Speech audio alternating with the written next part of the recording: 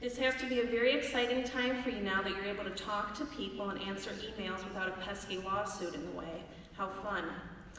Let's see, since late December, we've seen 4 board members resign. You've got to admit it raises eyebrows when you can't keep a full board. It raises questions and undoubtedly rumors begin floating around. So since you can now talk without worry of a lawsuit, I have some questions.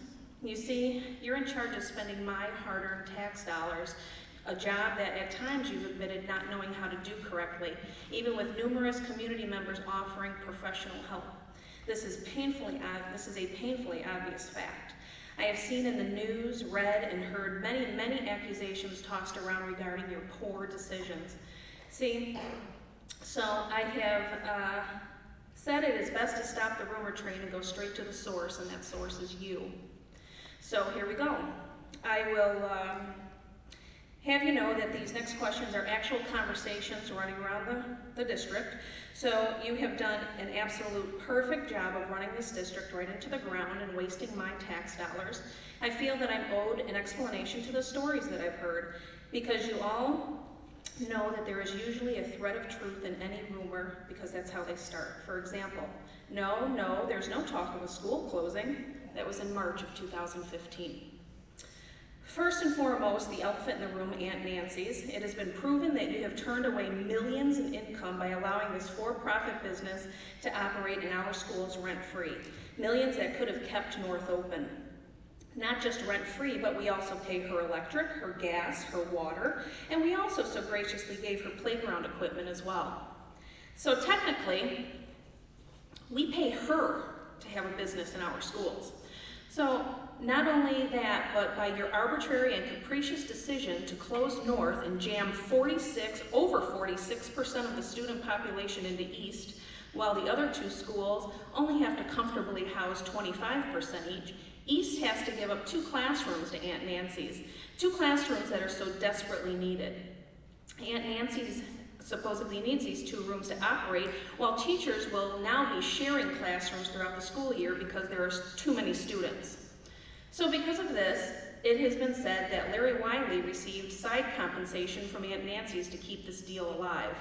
And when he retired, it seemed odd that he would re-up their contract 10 years, even though the first contract hadn't expired yet. Because of this, it is being said that Scott Tingley now enjoys that same side compensation due to his sheer reluctance to charge Aunt Nancy's rent. Is this true? I have also been told that during the big push by Larry Wiley and the board to get 2 schools built instead of just the one that was needed, that a subdivision that was never approved in Manhattan that would have supposedly added 1,200 students to our district was never taken out of the plans, therefore making it appear that we needed 2 schools when really only North was needed. Is this true? Answer.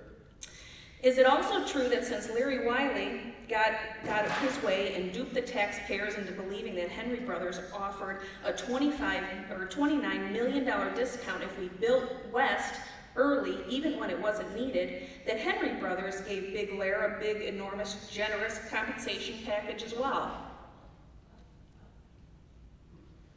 Moving on, is it true that Christine Glatz employs the owner of AQI and that AQI has received millions in work invoices that Lincoln Way 210, or from Lincoln Way 210 for supposed work done at Central, even though those work invoices do not describe any work that was done? This, in turn, has people believe that Christine Glatz also receives compensation from AQI. Is this true? Is it true that you knew exactly what you were doing by filing balanced budgets, yet deficit spending, only to land us on the prestigious watch list? Did you keep status quo by restructuring bond money and doubling the taxpayers' debt burden just to keep your deeds hidden a bit longer, to milk the cow as long as possible?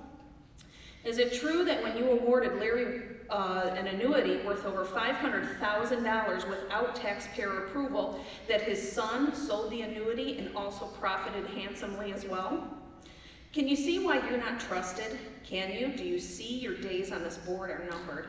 There is so much more to address, but so little time. But I do want to share one last story. I was shopping for a computer this past weekend, and the salesman was asking about my needs and my family's needs as far as computers were concerned. Then he made a comment that we should be able to hold off a while to buy anything for my 16-year-old because he was certain. Your time is up. He was certain that our school district was just like his, Joliet, and that they use no textbooks whatsoever, and each student is awarded. Samantha Nicola. Each student is given a laptop to take home as well. And my jaw hit the floor. My lovely school district is at least 10 years behind in when it comes to technology because our board is more concerned with deep pockets rather than education.